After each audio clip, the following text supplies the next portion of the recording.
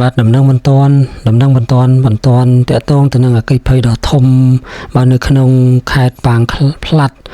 បង្កផ្សែងខ្មៅគ្របដណ្ដប់ពេញមេឃបាទមើលទៅគួរឲ្យខ្លាចមែនតើអញ្ចឹងខ្ញុំសូមធ្វើសេចក្តីរាយការណ៍ជូនហើយបន្ទាប់មកខ្ញុំនឹងធ្វើសេចក្តីរាយការណ៍បន្តទៅនឹងការបោះឆ្នោតនៅប្រទេសមីយ៉ាន់ម៉ាហើយនឹងមានព័ត៌មានពិសេសមួយដែរជាមួយនឹងបារាំងហើយនិងអាមេរិកបាទអញ្ចឹងពុកម៉ែបងប្អូនសូមជួយ Subscribe Channel YouTube របស់ខ្ញុំម្នាក់មួយដើម្បីទទួលបាននៅព័ត៌មានថ្មីបាទពិសេសជាមួយនឹងព្រឹត្តិការណ៍ទាក់ទងទៅនឹងប្រទេសសៀមផងដែរបាទឥឡូវនេះកុំឲ្យខាតពេលតាមដានជាមួយខ្ញុំទាំងអស់គ្នាអគ្គិភ័យធំមួយឆេះឡើងនៅតំបន់បាងផ្លាត់បង្កផ្សែងខ្មៅគ្របដណ្ដប់មេឃនៅវេលាម៉ោងប្រមាណ2រសៀលថ្ងៃទី3 ខែ 4 ឆ្នាំ 2026 មានហេតុការណ៍អគ្គិភ័យធំមួយបានផ្ទុះឡើងក្នុងតំបន់បាងផ្លាត់បណ្ដាលឲ្យមានផ្សែងខ្មៅឡើងខ្ពស់គ្របដណ្ដប់ពេញមេឃនិងអាចមើលឃើញពីចម្ងាយផងដែរតាមរូបភាពដែលផ្សព្វផ្សាយតាមបណ្ដាញសង្គមបណ្ដាលឲ្យបង្ហាញឲ្យយើងឃើញពីប្រជាពលរដ្ឋនិងកម្មករជាច្រើនកំពុងរត់ចេញពីកន្លែងកើតហេតុគណៈខ្លះបានជួយដឹកឧបករណ៍និងសម្ភារៈចេញពីតំបន់ភ្លើងឆេះដើម្បីកាត់បន្ថយការខូចខាតផ្សែងក្រាស់បានបន្តឡើងខ្ពស់បង្កភាពពិបាកដល់ការដកដង្ហើមនិងការធ្វើចរាចរណ៍នៅជុំវិញតំបន់នោះអាជ្ញាធរនិងក្រុមពលរដ្ឋអគ្គិភ័យបានចូលមកដល់កន្លែងកើតហេតុដើម្បីគ្រប់គ្រងស្ថានភាពនិងពន្លត់ភ្លើងឲ្យបានឆាប់រហ័សទោះយ៉ាងណាមូលហេតុនៃការឆេះនៅមិនទាន់បានបញ្ជាក់ឲ្យច្បាស់នៅឡើយទេគណៈក្រុមសមត្ថកិច្ចកំពុងបន្តស៊ើបអង្កេតមិនទាន់មានរបាយការណ៍ផ្លូវការអំពីអ្នករងរបួសឬការខូចខាតលំអិតនៅពេលនេះទេប៉ុន្តែអាជ្ញាធរបានអំពាវនាវឲ្យប្រជាពលរដ្ឋនៅជិតតំបន់ប្រុងប្រយ័ត្ននិងជៀសវាងកន្លែងដែលមានហានិភ័យបាទអញ្ចឹងក្រុមបន្តទស្សនវិជ្ជានៅព្រឹត្តិការណ៍ថ្មីជាមួយនឹងប្រទេសថៃព័ត៌មានបន្តទាក់ទងទៅនឹងប្រទេសមីយ៉ាន់ម៉ាដែលលោកមីនអ៊ុនលៀងជាប់ជាប្រធានាធិបតីផ្លូវការរបស់មីយ៉ាន់ម៉ាក្នុងការបោះឆ្នោតសភាមីយ៉ាន់ម៉ាបានបោះឆ្នោតជ្រើសរើសមេដឹកនាំរបបសឹកលោកមីនអ៊ុនលៀងជាប្រធានាធិបតីផ្លូវការនាថ្ងៃសុក្រទី3ខែមេសាឆ្នាំ2026នេះដែលជាការបោះឆ្នោតជំហានទៅរកតួនាទីស៊ីវិលបន្ទាប់ពីលោកបានដណ្ដើមអំណាចតាមរយៈរដ្ឋប្រហារយោធារយៈពេល5ឆ្នាំកន្លងមកយោងតាមសារព័ត៌មានហ្វ្រង់24នៅក្នុងការបោះឆ្នោតនាទីក្រុងណៃពីដោឧត្តមសេនីយ៍វ័យ69ឆ្នាំទទួលបានសម្លេងគាំទ្រ429លើ584សម្លេង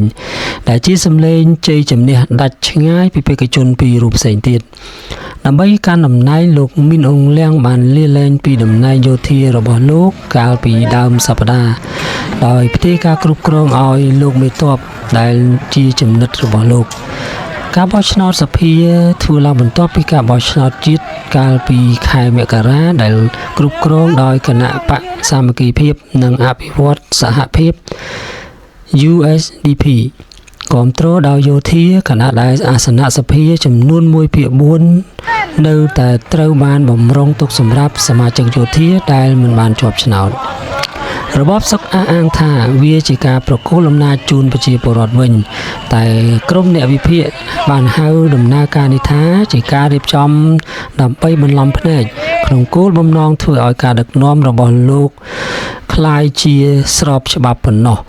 ការបោះឆ្នោតត្រូវបានរៀបរៀងនៅក្នុងតំបន់ត្រួតត្រាដោយក្រុមឧទាមជាច្រើនហើយមេដឹកនាំជាប់ឆ្នោតលោក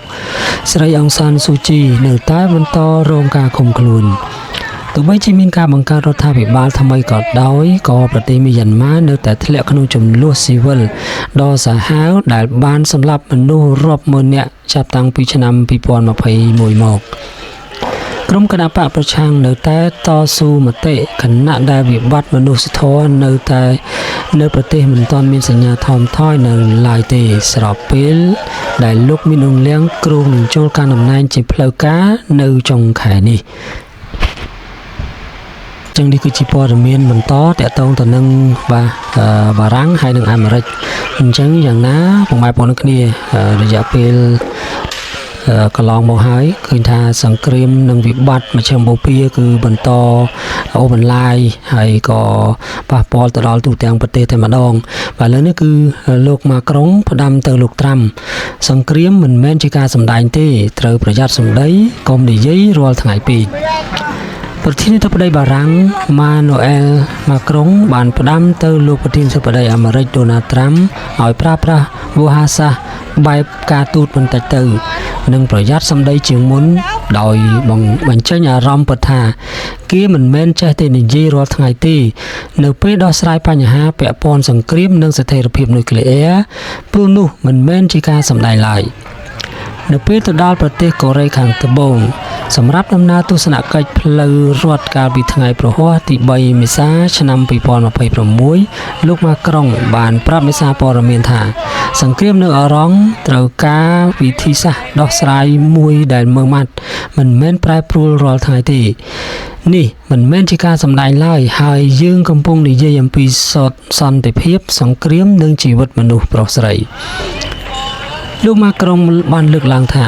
នៅពេលដែលអ្នកចង់ធ្វើការឲ្យមានភាពម៉ឺងម៉ាត់